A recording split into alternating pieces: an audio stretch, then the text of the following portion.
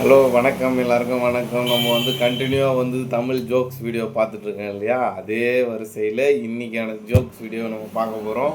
First joke பார்க்கலாம்.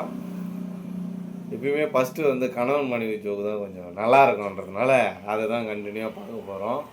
இன்னுமா சமையல் ஆகலை அப்படின்னு கேட்குறாங்க.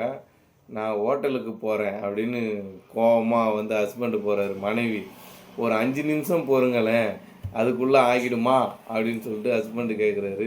இல்லை, நானும் புடவை மாற்றிட்டு உங்களோடனே வந்துடுறேன் ஹோட்டலில் சாப்பிட்றதுக்கு. வீட்டில் சமையல் செய்யலைன்னு அவர் கோபமாக போகிறேன்றாரு.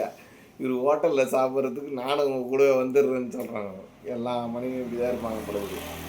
ஒய்ஃபு, இன்னொரு ஜோக்கு பார்க்கலாம். அடுத்த ஜோக்கு, ஒய்ஃப் சொல்கிறாங்க, ஏங்க என்னை பொண்ணு பார்க்க வந்தபோது நான் கட்டியிருந்த புடவை கலர் ஞாபகம் இருக்கா அப்படின்னு கேட்குறேங்க ஒய்ஃபு. ஹஸ்பண்ட் சொல்கிறாரு, இல்லையம்மா அப்படின்னு சொல்கிறாரு. ஒய்ஃபு, தெரியும், என் மேலே உங்களுக்கு எந்த அக்கறையுமே இல்லை. ஹஸ்பண்டு, அது இல்லைடா செல்லம், தண்டவாளத்தில் தலையை வைக்க போகிறவன் வர்ற ரயில் சேரன் எக்ஸ்பிரஸா பாண்டியன் எக்ஸ்பிரஸான்னு எப்படி பார்த்துட்ருப்பான் அப்படின்னு. கரெக்டான கொஸ்டின். அப்போ என்னென்னலாம் யோசிச்சுருப்பாங்க பாருங்களேன் அவங்க மைண்டு உள்ள பொண்ணு பார்க்க போகும்போது. அப்போ ஜாலியாக தான் இருந்திருக்கோம். அதுக்கப்புறம் தான் போட்டு வாட்டி வச்சு எட்டு வச்சு குத்து விட்டு இது பண்ணுவாங்க. அப்போ தான் காண்டாக வரும். ஒரு பெண் சொல்கிறாங்க. அடுத்த ஜோக்கு நம்ம பார்க்குறோம். 5 நிமிடத்தில் ஒரு பெண் சமாதானம் ஆகிறாள் எனில் அது தாய்.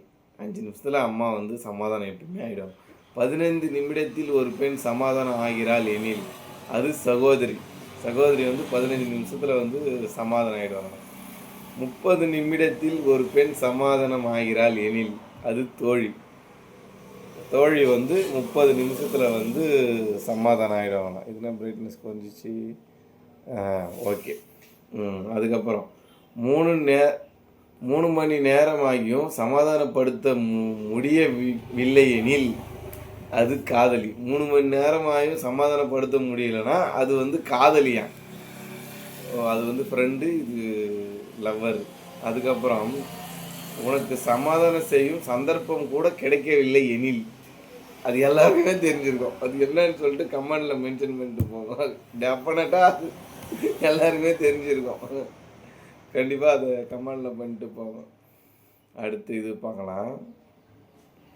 மச்சி, லவ் மேரேஜ் அரேஞ்ச் மேரேஜ் எது பெஸ்ட்டு அப்படின்னு சொல்லிட்டு கேட்குறாங்க. கள்ளிப்பாலில் ஹார்லிக் போட்டு குடித்தா என்ன, இல்லை பூஸ்ட்டு போட்டு குடித்தா என்ன? லவ் மேரேஜ் பெஸ்ட்டா அரேஞ்ச் மேரேஜ் பெஸ்ட்டான்னு கேட்குறாங்க. கள்ளிப்பாலில் ஹார்லிக்ஸ் போட்டு குடிச்சான்னா பூஸ்ட்டு போட்டு குடிச்சான்னா எல்லாம் ஒன்று தானே போய் சேரதானே போகிறா அப்படின்ற மாதிரி இது. கணவர் தனது மாமியாருக்கு ஒரு SMS அனுப்பினார். Your product not cooking food property daughter.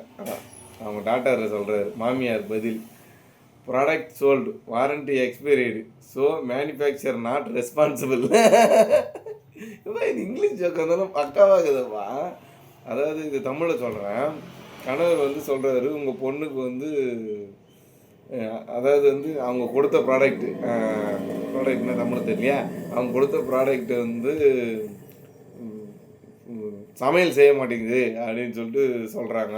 அதுக்கு மாமியார் சொல்கிறாங்க, நான் கொடுத்த ப்ராடக்ட் ஆல்ரெடி வித்தாச்சு, வாரண்டி எக்ஸ்பைரி ஆயிடுச்சு, மேனுஃபேக்சர்ன்னு நான் உருவாக்கின நானும் உங்களுக்கு ரெஸ்பான்சிபிள் கிடையாது அப்படின்னு சொல்லிட்டு சொல்கிறாங்க. நல்ல கருத்தான ஒரு இதுதான் இது. சரி, ஓகே. இதோட இந்த ஜோக் வீடியோ முடிக்குது. இதுக்கப்புறம் அடுத்த நெக்ஸ்ட் வீடியோவில் நான் உங்களை சந்திக்கிறேன். Thank you to all. பாய்.